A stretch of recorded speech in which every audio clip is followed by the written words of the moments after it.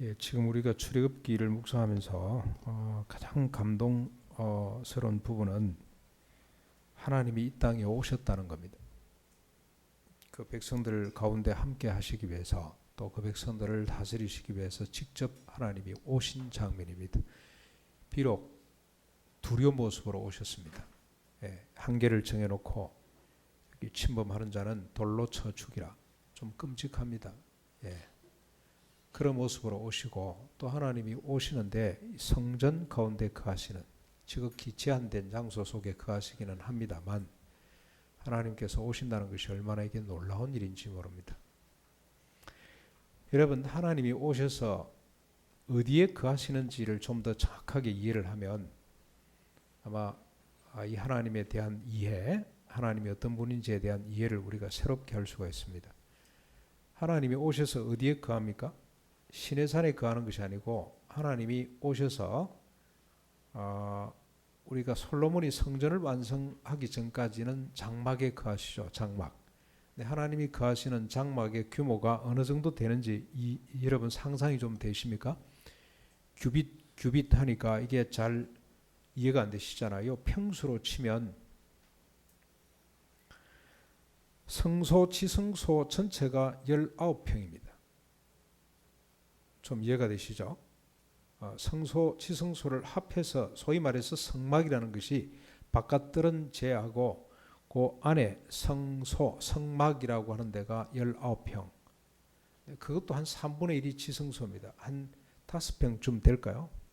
우리 그 거실 하나만큼 되는 이런 평수 속에 주님이 오셨습니다. 그것도 거기 방에 다 계시는 게 아니고 어디에 계십니까?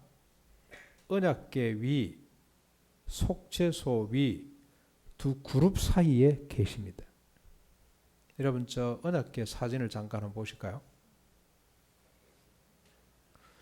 이래 보면 금으로 만들었기 때문에 대단한 것처럼 보입니다만 하나님이 금을 좋아해서 금으로 만들어라는 것이 아니고 한번 만들어 놓으면 더 이상 손볼 것이 없습니다.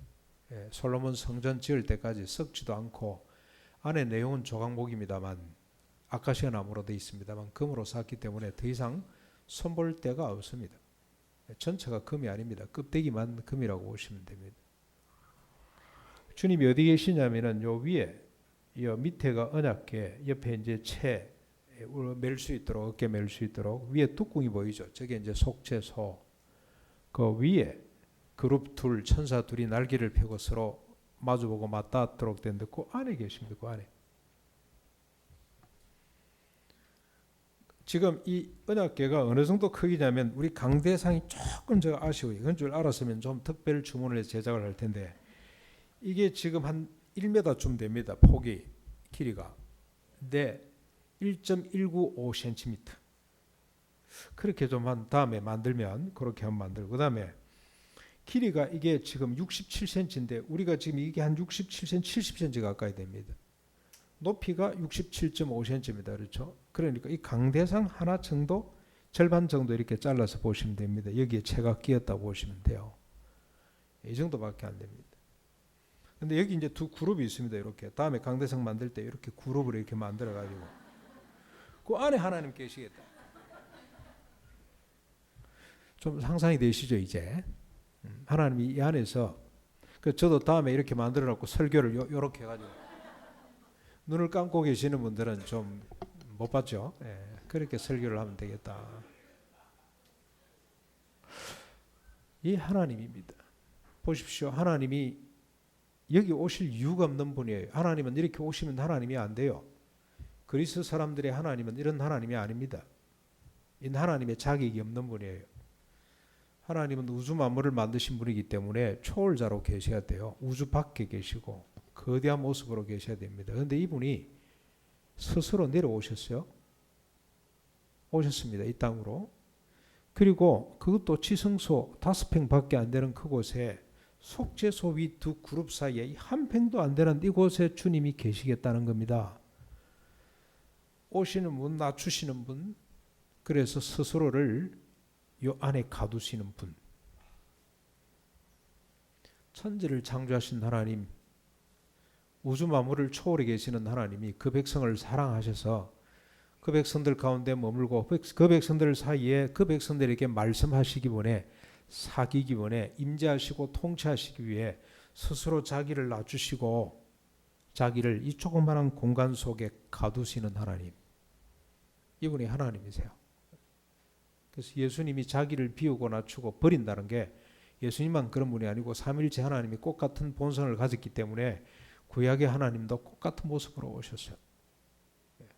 우리가 크고 위대한 하나님뿐만이 아니고 스스로 낮추고 가두시는 하나님도 우리가 발견을 해야 됩니다. 그 하나님의 속성을, 하나님의 모든 생명과 경건에 속한 모든 것, 하나님의 본성을 우리에게 주셔서 신의 성품에 참여가 된다는 것은 우리가 초월적인 그런 우주적 가치와 개념과 마인드를 소유할 수도 있지만 스스로 자기를 가두는, 뭘 위해서요? 하나님이 누굴 위해서 가둡니까? 오셨습니까? 그 백성들을 위해서. 우리도 스스로 내려오고 자기를 가두는 이런 영성, 이런 하나님의 본성을 우리가 배워야 된다 이 말입니다. 하나님이 이렇게 오셔서 자기를 스스로 가두신 이유는 그 백성을 사랑하기 위해서입니다. 조금 전에 우리가 살펴봤듯이 그 백성들 속에 임재하시면서 그 백성들하고 소통하시기 위해서, 말씀하시기 위해서 이렇게 오셨습니다. 하나님은 어떻게 말씀을 합니까? 모세를 통해서 613가지 율법을 주셨습니다. 율법. 그렇게 하나님은 말씀하시고 통치하시기를 원하십니다. 그래서 우리는, 그리고 자기를 지성소 안에 이렇게 머물게 하시면서, 그래서 우리가 하나님을 섬긴다, 하나님의 백성으로서 하나님을 섬긴다고 할 때는 성소를 중심으로 그 언약궤 위에 속죄소 위 그룹 사이에 계시는 하나님을 중심으로 그의 말씀을 듣는 데 있습니다. 하나님은 법으로 그 백성을 다스리기를 원하고 우리는 법치주의로 하나님을 사랑하고 순종하고 따라가야 된다, 이런 뜻입니다. 자, 그런데 오늘 이 언약궤의 의미를 우리가 조금 이따 한번 살펴보기로 하고, 이 언약궤의 의미를 제대로, 왜 하나님께서 여기다가 밑에 언약궤를 두시고 그 안에는 뭐가 들어가 있습니까? 언약궤 안에는 언약궤, 언약 증거판, 그러죠. 십계명 두 돌판이 들어가 있습니다. 뒤에는 나중에 뭐 아론의 지팡이도 들어가고 만나를 담았던 항아리도 들어가고 합니다만, 그건 원래 하나님께서 뭐 그렇게 처음 주실 때는 이 안에 십계명 두 돌판이 들어갑니다.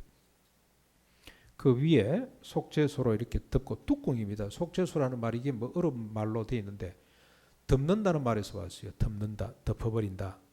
그래서 영어 성경에 보면 이걸 the mercy seat, 은혜의 자리, 시온소 그렇게도 표현을 합니다만, 덮고 그 위에 그룹이 있고 그 가운데 하나님이 계셔서 말씀해 주시는, 오늘 여러분 본문에 보시면 마지막 절에 보시면 주님께서 그곳에서 너를 만날 것이며, 오늘 제목이죠. 만나서 뭐합니까? 모든 일을 내게 이루겠다라고 말씀을 하십니다.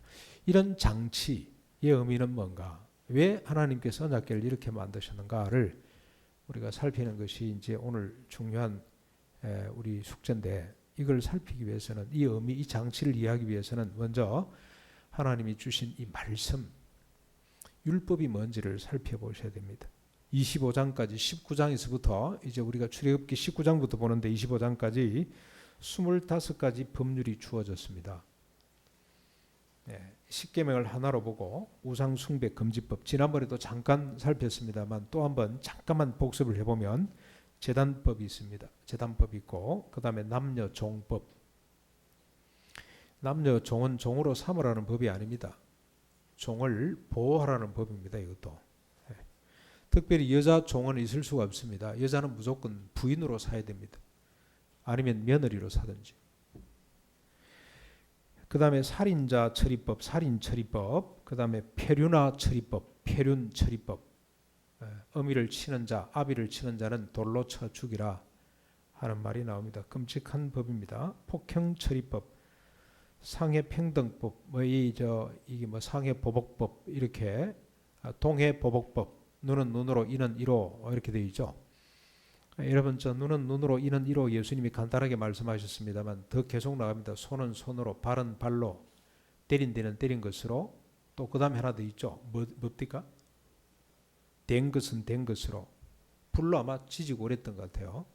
옛날 우리가 국문해라 그러면은 그냥 인도로 가지고 막 사람을 지지고 막 그랬잖아요.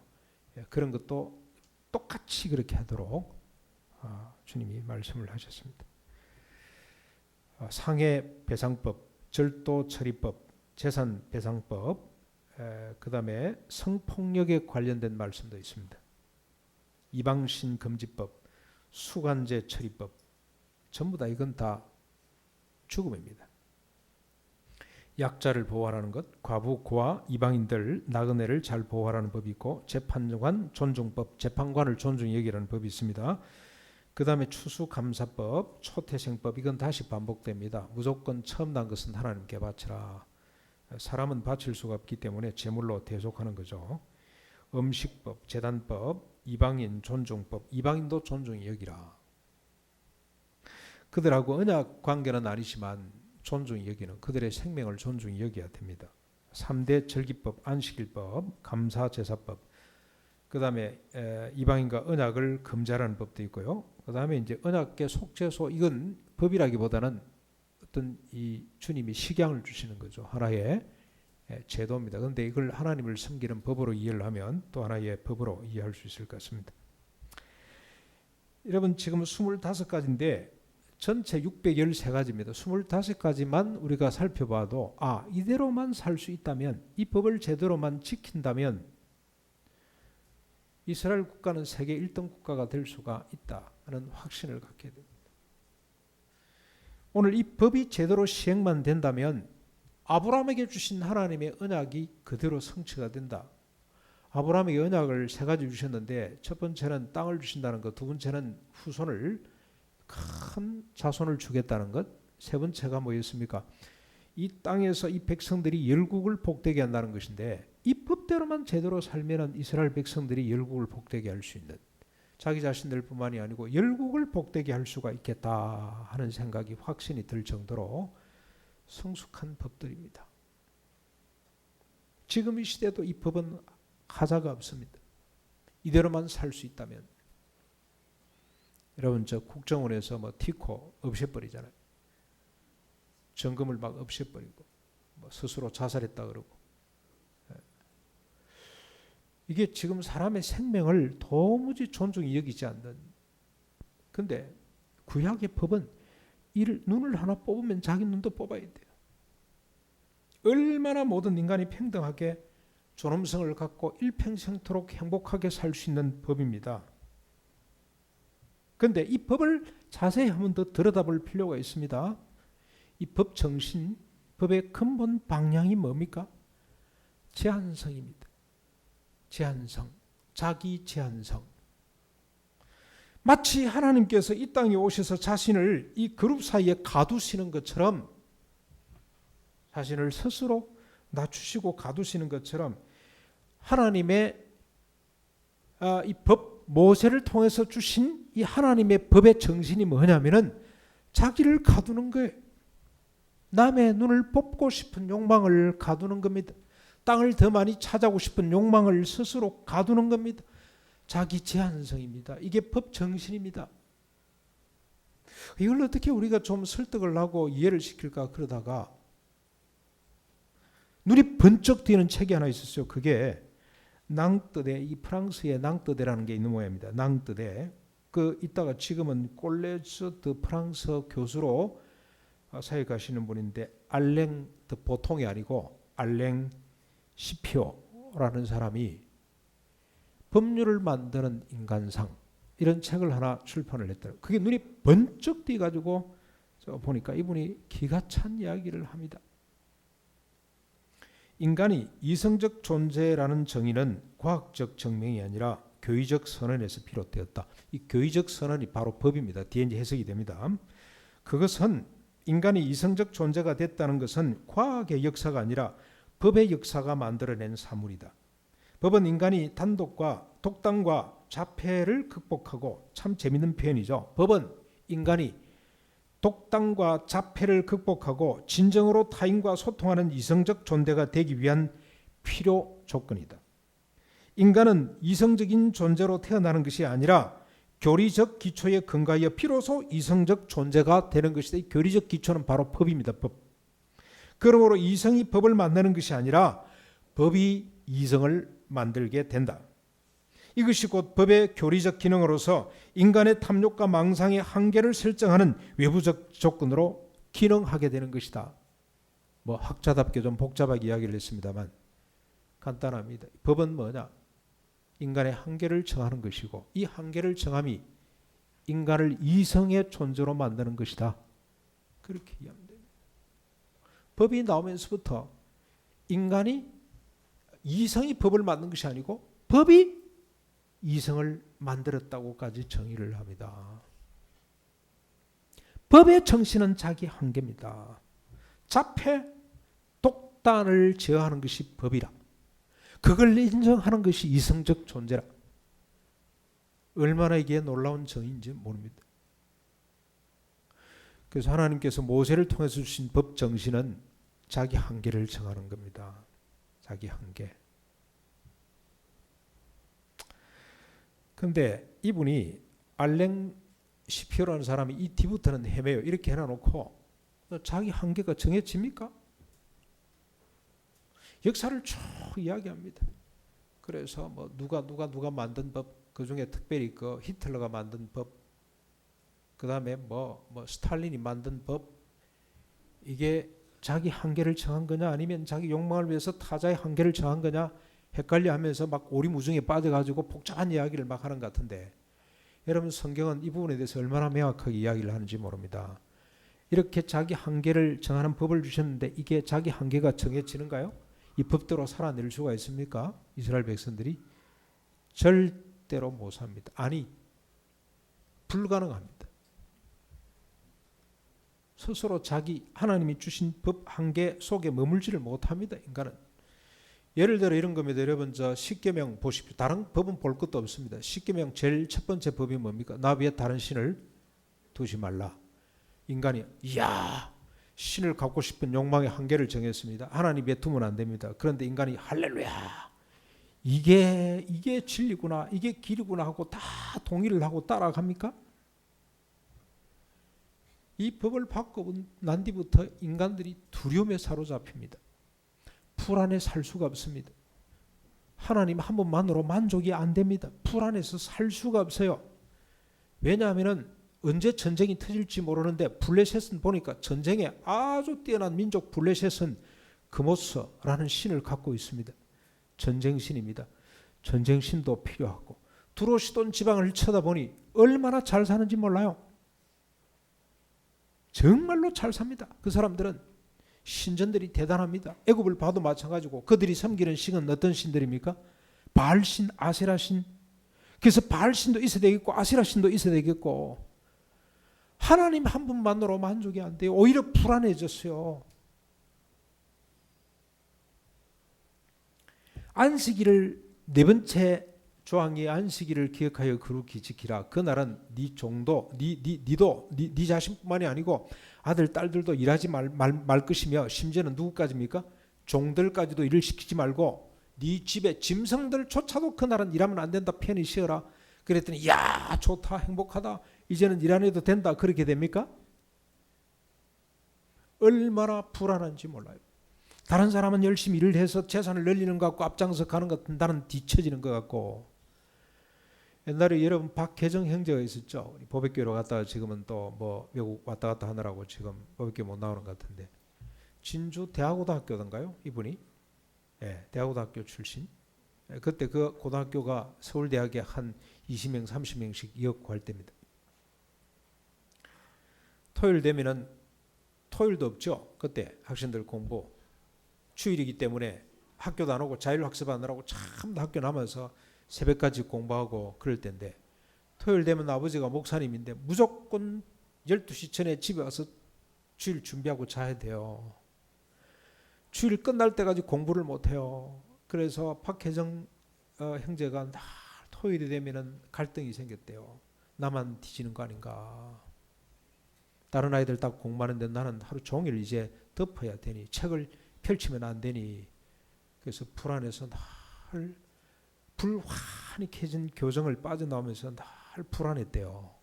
늘. 이 법이 얼마나 찾기 힘든지 모릅니다.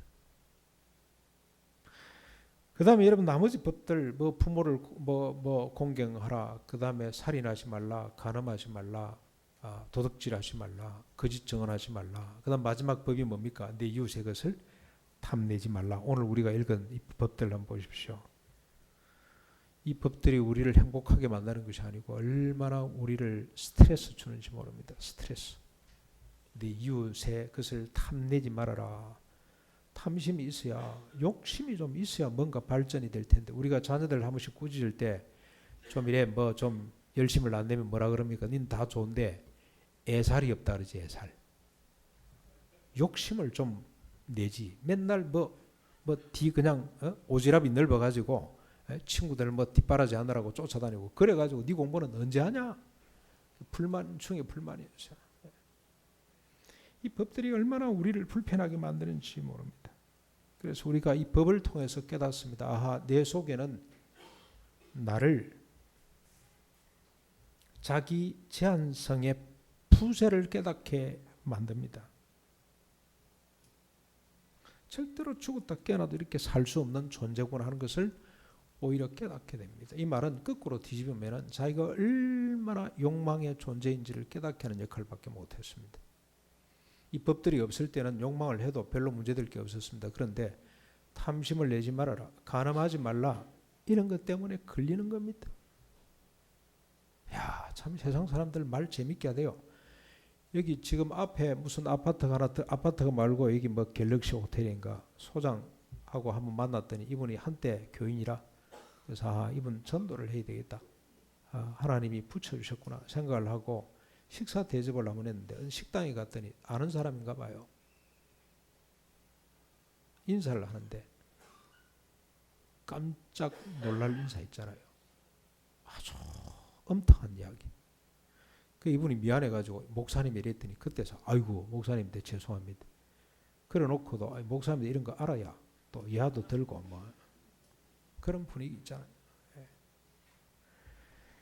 이게 인간의 본성이란 말이죠. 그런데 간음하지 말라 이런 말 때문에 우리가 해피해지는 것이 아니고 막 부담으로 다가옵니다. 지금은 어느 시대인데, 지금은 계약 결혼한다면서요. 계약 결혼해보고 살아보고 또 그러고 난 뒤에 결혼식하고 그런다면서요. 얼마나 우리를 불편하게 하는지 모릅니다. 이 법은 우리의 실체를 폭로하는 역할밖에 하지를 못합니다. 그런데 하나님께서 이 법을 지키지도 못할 걸 왜 주셨냐?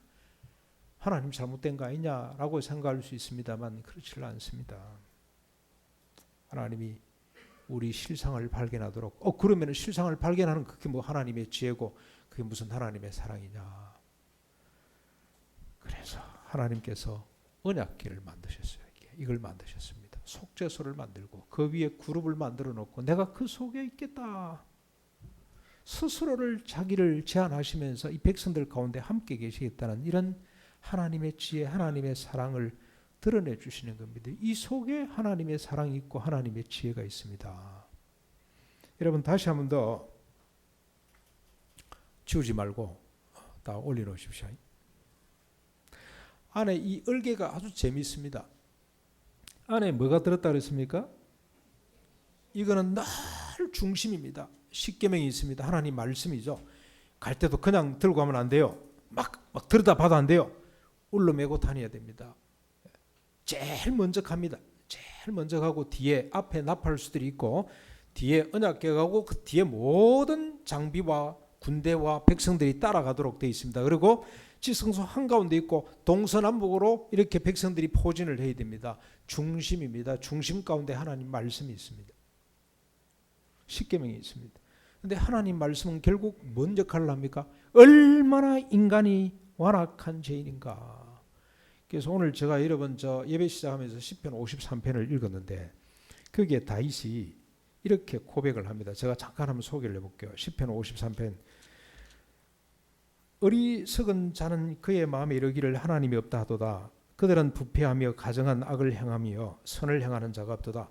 하나님이 하늘에서 인생을 구부 살피사 지각이 있는 자와 하나님을 찾는 자가 있는가 보리 하신즉 각기 물러가 함께 더러운 자가 되고 선을 행하는 자가 없으니 한 사람도 없도다. 죄악을 행하는 자들은 무죄하냐. 그들이 떡 먹듯이 내 백성을 먹으면서 하나님을 부르지 아니하는도다. 그들이 두려움이 없는 곳에서 크게 두려워하였으니 너를 대항하여 진친 그들의 뼈를 하나님이 흩으심이라. 하나님이 그들을 버리셨으므로 내가 그들에게 수치를 당하게 하였도다. 시온에서 이스라엘을 구원하여 줄 자가 누구인가? 하나님이 자기 백성의 포로된 것을 돌이키실 때에 야곱이 즐거워하며 이스라엘이 기뻐하리로다. 이게 다윗이 한 시거든요. 만든 시거든요. 다윗이 보니 이 세상에 선한 사람이 아무도 없어요. 다 물러가 함께 더러운 자가 되고 선을 행하는 자가 없으니 한 사람도 없도다. 그런데 다윗이 어떻게 인간에 대한 이해가 이렇게 생겼습니까? 뭘 통해서 인간을 이렇게 이해했습니까? 다윗은 이 언약궤 속에 들어있는 십계명을 들여다보니 하나님이 주신 613가지 법을 딱 들여다보니 자기를 포함해서 이 땅의 모든 인간들은 다 치우쳐 악한 존재가 되고 무지하고 어리석고 완악한 존재가 됐더라. 그래서 죽어 마땅한 존재가 됐다는 것을 법을 통해서 깨닫게 됐어요. 그 법이 언약궤 안에 들어가 있습니다. 그런데 그 위에 뭘로 덮습니까? 이렇게 드러난 인간의 모든 죄를 하나님께서 뭘로 덮어버립니까? 하나님의 은혜, 속죄소, 덮는다. 이게 속죄입니다. 속죄, 죄를 속하는 것으로 하나님의 은혜로 덮어버린다는 겁니다. 여러분 가만히 보면 이걸 뭘 우리가 상상할 수가 있습니까? 벌써 여기에 하나님의 사랑이 드러나죠. 뭘로 하나님께서 율법으로 드러난 모든 죄를 하나님께서 덮어버리시나요? 예수 그리스도의 피. 그래서 1년에 한 차례씩 반드시 대제사장은 짐승의 피를 들고 들어가서 이 속죄소 앞에 뿌려야 됩니다. 그러면 그 피를 보시고 하나님께서 1년 계산으로 모든 백성들의 죄를 도말하시고 소멸해 주시는 법을 정해 놓으셨습니다. 이 속죄소는 죄를 덮는다는 뜻입니다. 율법으로 드러난 모든 인간의 죄, 그 값을 예수 그리스도의 피로 깨끗이 덮어주신다는 상징이 바로 이 속죄소의 의미입니다. 그러고 덮고 마시지 하나님께서 그룹 사이에 계시면서 계속해서 말씀을 하시는데 오늘 여러분 본문에 보시면 뭐라고 기록이 되어 있습니까? 출애굽기 22장 마지막 절 한번 보십시오. 25장 22절. 거기서 내가 너와 만나고 속죄소 위 곧 정극의 위에 있는 두 그룹 사이에서 내가 이스라엘 자손을 위하여 내게 명령할 모든 일을 내게 이룰 것이다. 주님이 이미 십계명을 다 주셔가지고 다 주셨는데 또 거기서 또 앉아가지고 뭔 이야기를 계속 하신다는 건데 여기 네가 명령할 모든 일을 네게 주겠다는 겁니다. 말하겠다는 겁니다. 그렇죠? 여기 명령이란 단어가 원어에는 없어요. 맡긴다는 뜻입니다. 내가 네게 맡기는 모든 일을 말해주겠다는 겁니다. 이 말은 속죄소 다음에 주시는 말씀입니다.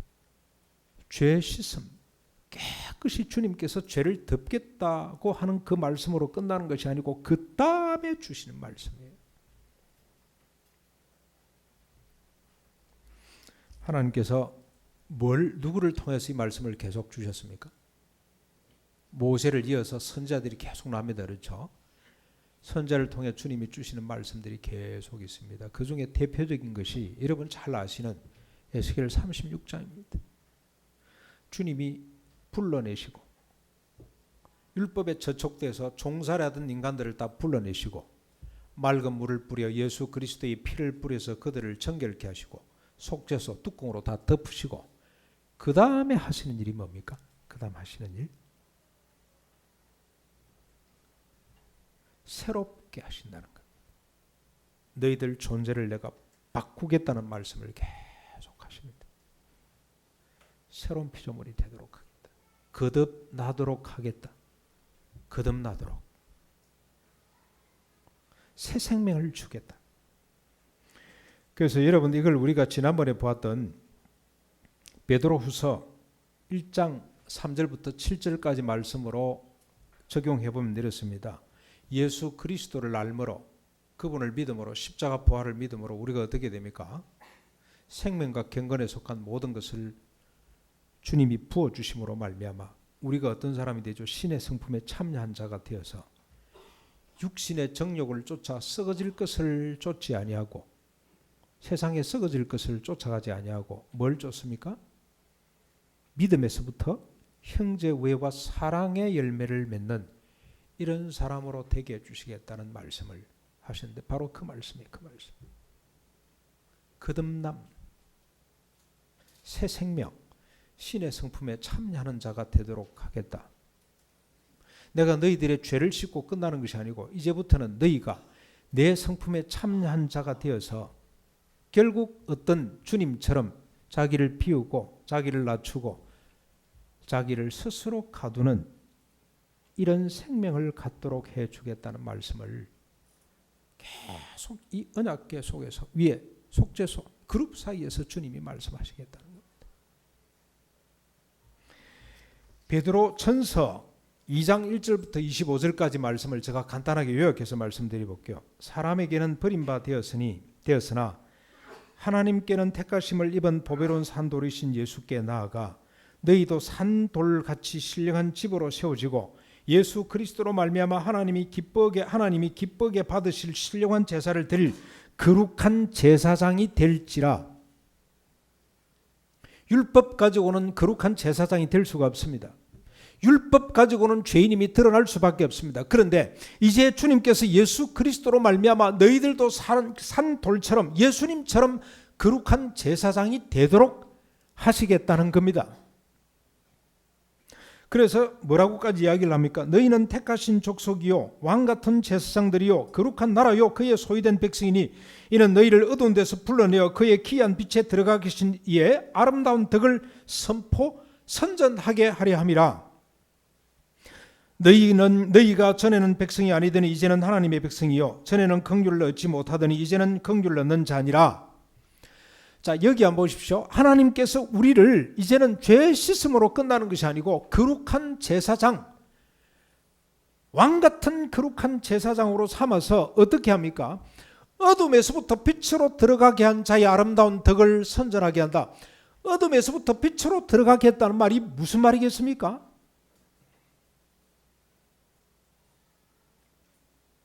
그 말이 바로 그 다음에 나옵니다. 너희는 자유가 있으나 그 자유로 악을 가리는 데 쓰지 말고 오직 하나님의 종과 같이 하라. 무릇 사람을 공경하며 형제를 사랑하며 하나님을 두려워하며 왕을 존대하라.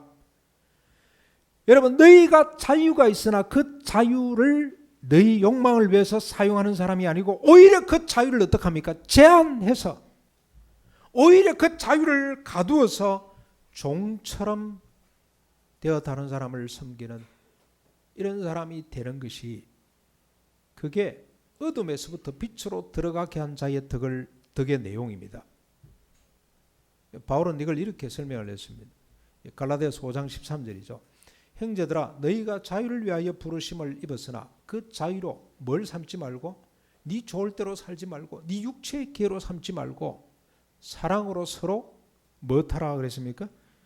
종노릇해라. 원래는 자기 자유를 무한대로 키우려고 했던 인간이 그게 어둠의 실체입니다. 빛으로 들어갔습니다. 빛의 실체가 뭐냐? 자기 자유를 육체의 기회로 자기 좋을 대로 사용하지 않고 오히려 그 자유를 제한해서 남의 종처럼 사는 사람으로 만들어 주신다는 겁니다. 어느 정도로 그렇게 자기를 제한하냐? 사한들아 하고 나눈 부분이 있죠. 사환들아 범사에 두려움으로 주인들에게 순종하되 선하고 관용하는 자들에게만 아니라 또한 까다로운 자들에게도 그리하라. 부당하게 고난을 받아도 하나님을 생각함으로 슬픔을 참으면 이는 아름다우니라. 선을 향하고 고난을 받고 참으면 이는 하나님 앞에서 아름다우니라. 이를 위하여 너희가 부르심을 받았나니 그리스도도 너희를 위하여 고난을 받으사 너희에게 본을 끼쳐 그 자취를 따라오도록 하였느니라. 사안을 예를 들어서 설명을 합니다. 그때 당시 아마 이 베드로 후서를 베드로 전서를 받은 수신자들 이 특기에 있는 사람들은 대부분 다 남의 종살이면서 사는 사람들일 겁니다. 예. 그 사람들에게 한 이야기입니다. 억울하고 애매하게 고난을 받아도 주님을 생각하면서 참아라. 이가 아름다움이다.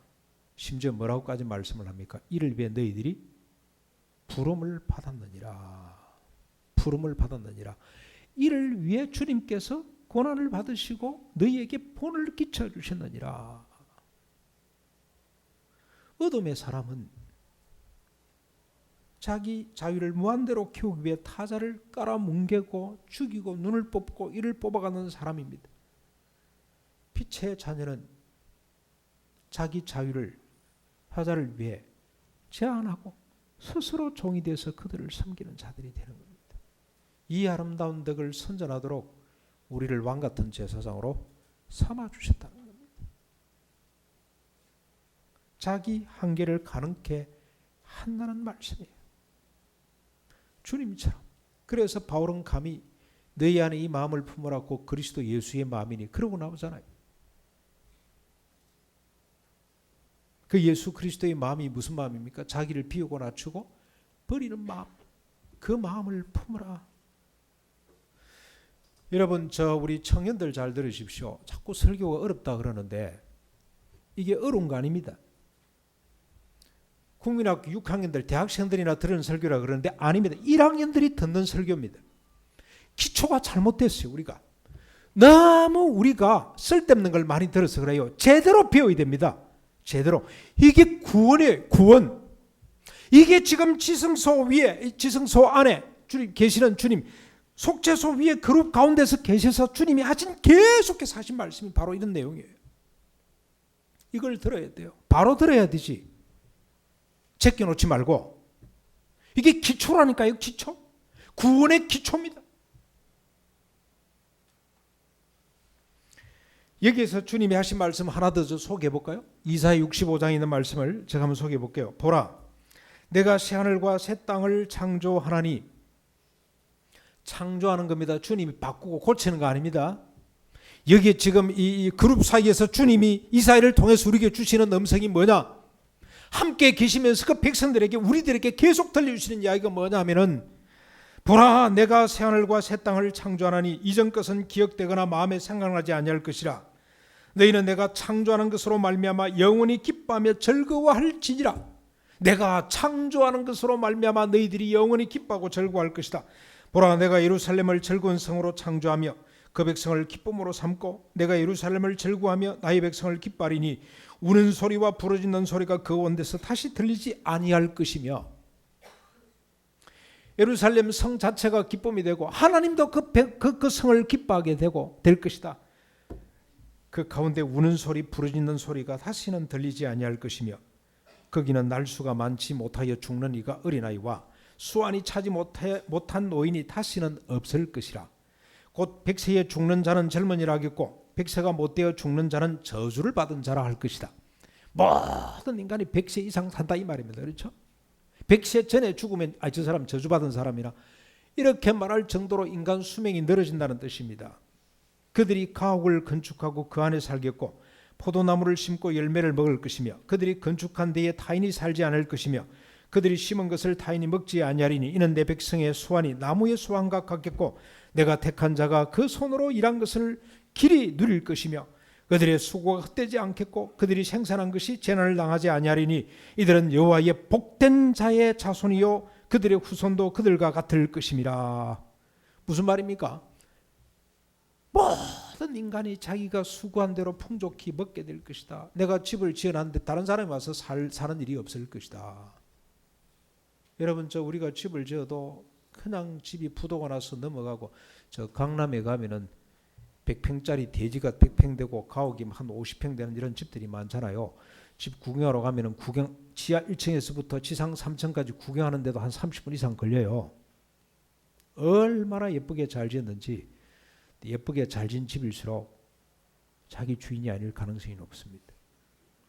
여러분 100평 되는 대지에다가 그 건물세 얼마나 되겠어요? 은행에 융자 잡히면 적어도 한 3, 40억 나오겠죠. 그럼 가지고 사업한다고 했다가 쫄딱 망한 사람이 그렇게 많습니다. 자기가 집을 지어도 자기 집은 못 살아요. 오늘 이게 우리 현실인데 주님께서 이사야를 통해 주신 말씀은 누구든지 자기 집에서 살고 자기 산업에서 풍족히 거두게 될 것이다. 복된 자가 될 것이며 그들의 후손도 그들같이 복된 자가 될 것이다. 그들이 부르기 전에 내가 응답하겠고 그들이 말을 마치기 전에 내가 들을 것이며 이리와 어린 양이 함께 먹을 것이고 사자가 소처럼 풀을 먹는 짚을 먹을 것이며 뱀은 흙을 양식으로 삼을 것이니 나의 성산에는 해함도 없겠고 상함도 없으리라. 여호와께서 말씀하셨느니라. 어떻게 이게 가능합니까? 어떻게?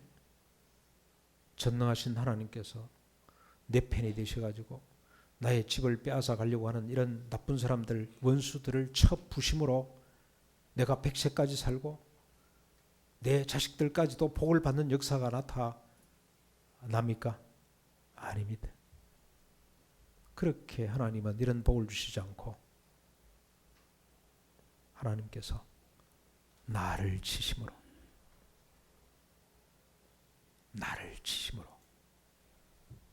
나를 스스로 제한하게 만드심으로 내 자유를 육체의 기회로 삼지 않고 오히려 종처럼 남을 섬기는 사람이 될 수 있도록 해 주심으로 내 감정대로 살지 않고 내 하고 싶은 말대로 다 하지 않도록 해 주심으로 나를 부인하게 하심으로 나타날 복을 이렇게 기록을 하고 있습니다. 이 주님의 음성을 들을 수 있기를 바랍니다. 이게 비밀입니다. 주님께서 그룹 사이에서 우리에게 들려주시는 하나님의 음성입니다. 내가 이렇게 너희를 창조하겠다고 말씀하셨어요. 창조. 내가 하고 싶은 대로 이야기 다 하면 지옥이 됩니다. 지옥. 관계가 지옥이 됩니다. 내가 하고 싶은 이야기를 통제하는 것이 그게 비밀입니다. 원래 인간은 그렇게 안 됐습니다. 하나님께서 십자가 부활로 우리를 새롭게 창조해 주심으로 자기를 치고 자기를 스스로 제한하는 사람으로 만들어 주시겠다고. 그래서 주님을 꼭 닮은, 오늘도 이 그림 속에 있는 주님을 좀 보실 수 있기를 바랍니다. 어디 하나님이 가실 곳이 없어서 이 좁은 공간에 자기를 스스로 가두시나요? 그 백성들을 사랑하셔서 가두신 주님의 이 모습을 우리도 본받고 내 스스로를 가두는, 내 자존심을 가두고 내 하고 싶은 말을 가두고 내 욕심 가두고 가시네. 그래도 막 삐죽삐죽 튀어나오면 이놈을 쳐달라고 하나님 쳐주십시오. 내가 언제나 이게 좀 성령님 나를 좀 쳐주십시오. 내 생각, 내 이 말 쳐주십시오. 내 속에 있는 분노 이걸 쳐주십시오. 그래서 조금 더 벗어나지 않도록 주님 계신 그곳에 나도 있게 해주십시오. 주님 가신 그 고난의 길 나도 갈 수 있도록 해주십시오. 그래서 사자가 짚을 먹고 뱀이 흙을 집어먹는 이런 역사가 내 삶 속에 나타날 수 있도록 해주십시오. 이런 소망을 갖고 믿음을 갖고 주님을 바라보시는 우리 모두가 될 수 있기를 축원합니다. 우리 같이 말씀을 생각하면서